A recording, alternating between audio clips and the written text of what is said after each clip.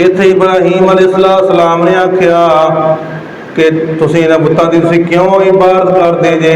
ना ये बोल सकदे ने, ना ये दस सकदे ने सानू किन्ने मारिया है, ना ये बोल सकते ने, ना कुछ खा सकते ने, ना पी सकते ने। अल्लाह अकबर अल्लाह कि तुसीं क्यों इन्हां दी इबादत करदे हो? उफ़्फ़िल लकुम व लिमा तअबुदून मिन दूनिल्लाह अफ़ला ताक़िलून।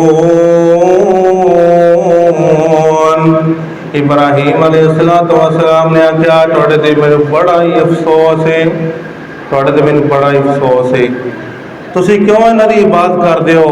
ना ये बुत बोल सकते ने, ना ये कुछ दस सकते ने। अल्लाह अकबर अल्लाह। जब सारी कौम नूं जवाब ना आया ना, खामोश हो गया, हुण दूसरे पासे हो गया। सारी कौम की कहन लग पई, कालू हर्रिकूहु वंसुरू आलिहतकुम इन कुंतुम फाइलीना। सारी कौम कहन लग पई, ऐ इब्राहीम साढ़े पुत्तां नूं तू ही मारिया है, तेनों असीं जला देवांगे, तेनों असीं अग ला के तेनों असीं साड़ देवांगे, क्योंकि तू साढ़े पुत्तां नूं मारिया है। अल्लाह अकबर अल्लाह। और जवाब तो इन्होंने को नहीं आया। अल्लाह अकबर अल्लाह।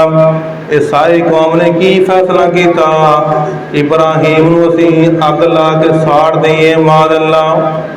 इब्राहीम नूं साढ़े पुत्तां ने क्यों मारिया है? इन्हां पर हुण सारी कौम बड़ी खुश होने लग पई।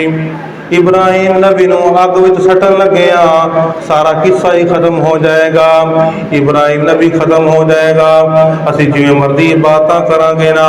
अल्लाह अकबर अल्लाह।